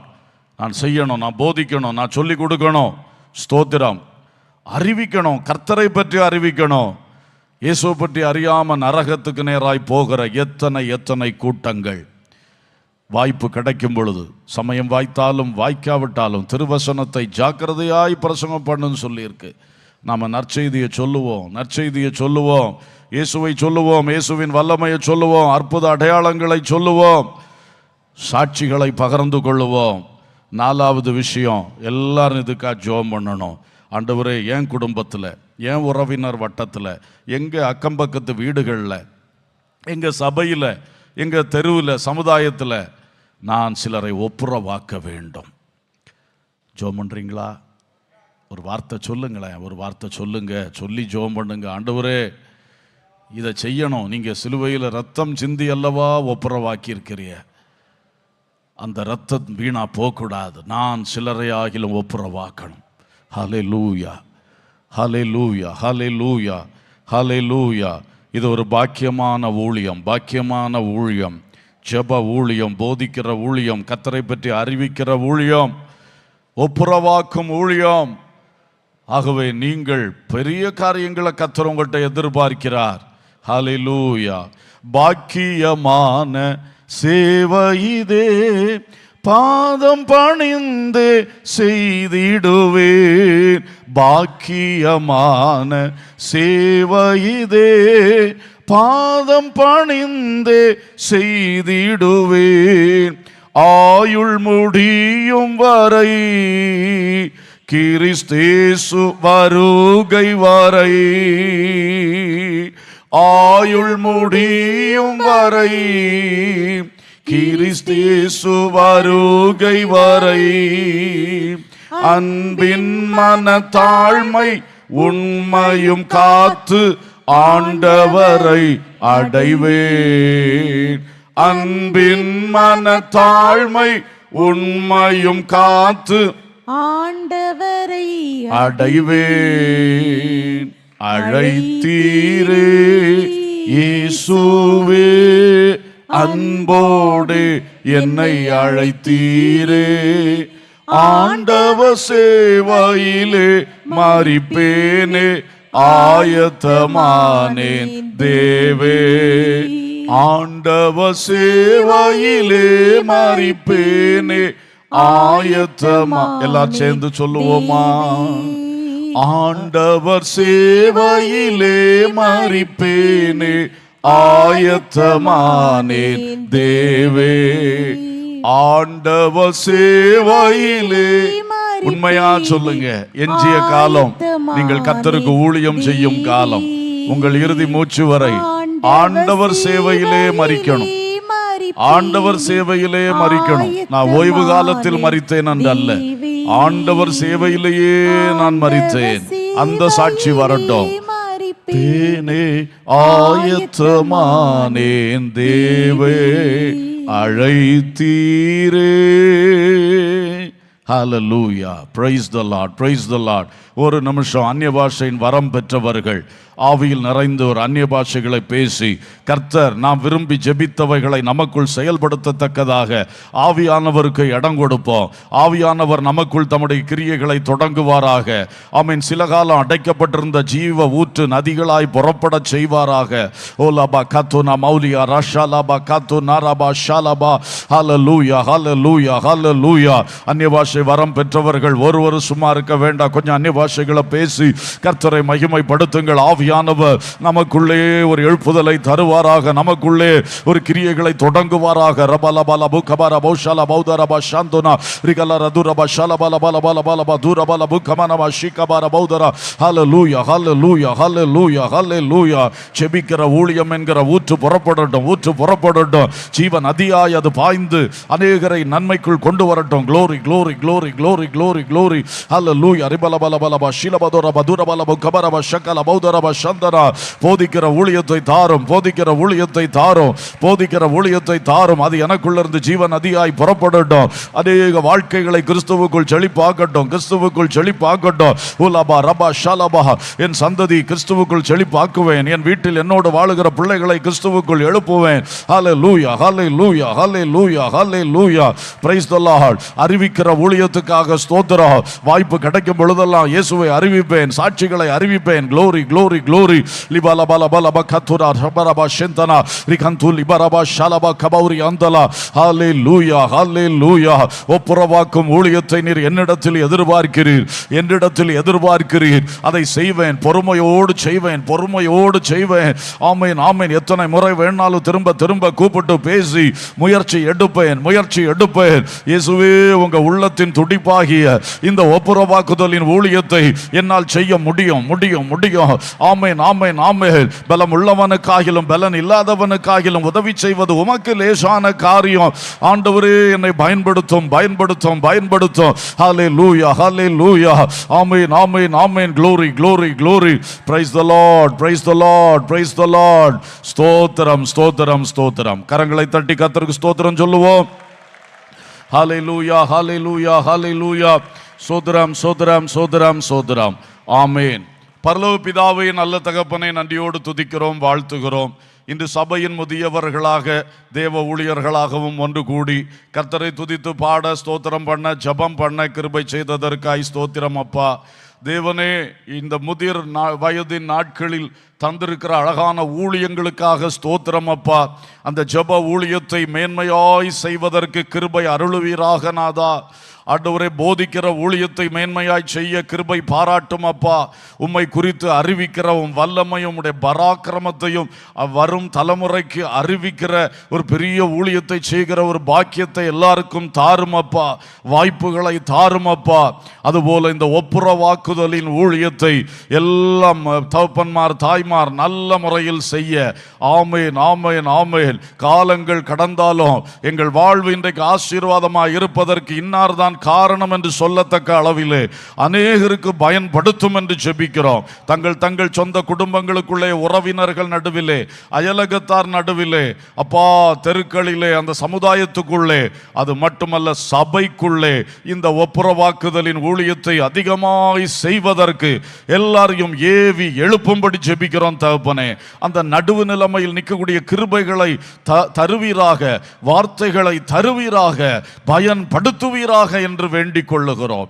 ஆசீர்வதியும் ஆண்டவரே. முதியோர் ஒவ்வொருவருக்கும் தீர்க்காயுள் உண்டாகும்படி ஜெபிக்கிறோம். ஆவி ஆத்மா சரீரங்களிலே நல்ல சுகமும் பலனும் ஆரோக்கியமும் பாதுகாவலும் உண்டாயிருக்கும்படி ஜெபிக்கிறோம். நோயற்ற சரீரம் தரும்படியாய் ஜெபிக்கிறோம்ப்பா. ஏற்கனவே இருக்கிற நோய்கள் கூட மாற்றப்பட்டு ஒரு நோயற்ற சரீரம் ஒவ்வொரு முதியவர்களுக்கும் தாருமப்பா. ஒரு பாவமற்ற ஆத்துமா தாருமப்பா. ஆத்துமா கரைபடக்கூடாது தகப்பனே. ஆத்துமா கேடுகளை உள்ளடக்க கூடாதப்பா. எல்லாம் வெளியேற்றப்பட்டு ஒரு பாவமற்ற ஆத்துமாவாய் ஒவ்வொருவருடைய ஆத்துமாவை கட்டி எழுப்பும்படி ஜெபிக்கிறோம்.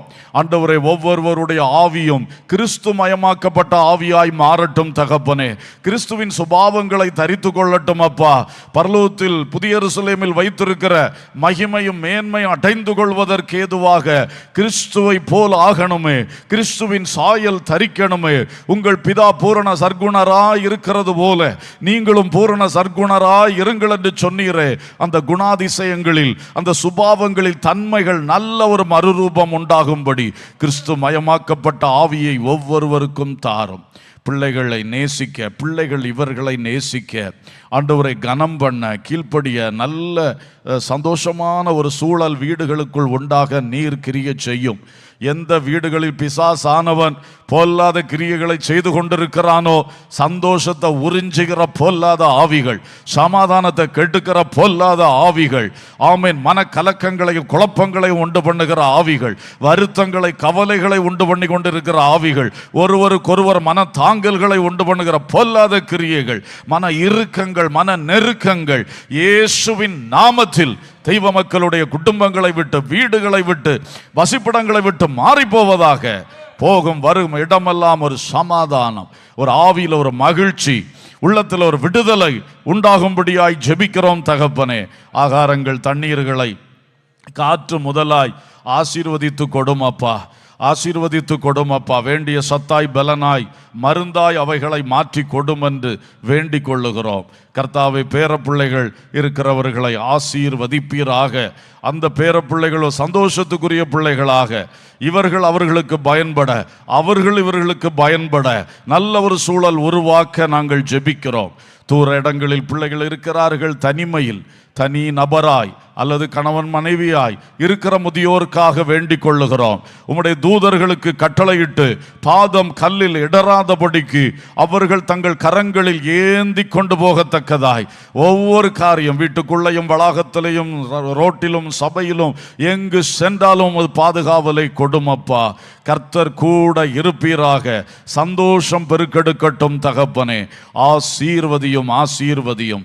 சபைக்கு இறுதி மூச்சு வரை சபை கூடி வந்து கர்த்தரை ஆராதிப்பதற்கு ஒரு பெரிய ஆசீர்வாதத்தை பாக்கியத்தை அத்தனை முதியவர்களுக்கும் தாரும் என்று ஜெபிக்கின்றோம். ஆசீர்வதியும். அவளுடைய ஜெபங்களை கேளும். அவளுடைய கண்முன்னே கிரியைகளை காணும்படி செய்வீராக. ஆமென். ஆசீர்வதியும். ஊழியர்களில் முதிர் வயதான நம்முடைய பிள்ளைகளையும் பலப்படுத்தும். எல்லாரையும் ஆசீர்வதியும். சகல துதி கனம் மகிமை உமக்கே நாங்கள் ஏறெடுக்கின்றோம். இயேசுவின் நாமத்தில் கேட்கிறோம் ஜீவனுள்ள பிதாவே, ஆமேன். என் ஆத்துமாவே கர்த்தரை ஸ்தோத்திரி, என் முழு உள்ளமே அவருடைய பரிசுத்த நாமத்தை ஸ்தோத்திரி. என் ஆத்துமாவே கர்த்தரை ஸ்தோத்திரி, அவர் செய்த சகல உபகாரங்களை மறவாதே, ஆமேன். நம்முடைய கர்த்தராகிய இயேசு கிறிஸ்துவின் கிருபையும் பிதாவாகிய தேவனுடைய அன்பும் பரிசுத்தாவியானுடைய ஐக்கியமும் சிநேகமும் வழி நடத்துதலும் பாதுகாவலும் நம் அனைவரோடும் விசேஷமாய் முதியோரோடும் இந்த சபையோடும் சபையின் எல்லையெங்கிலும் தொடர்ந்து நிலைத்திருப்பதாக. ஆமேன். அல்லேலூயா, அல்லேலூயா, அல்லேலூயா.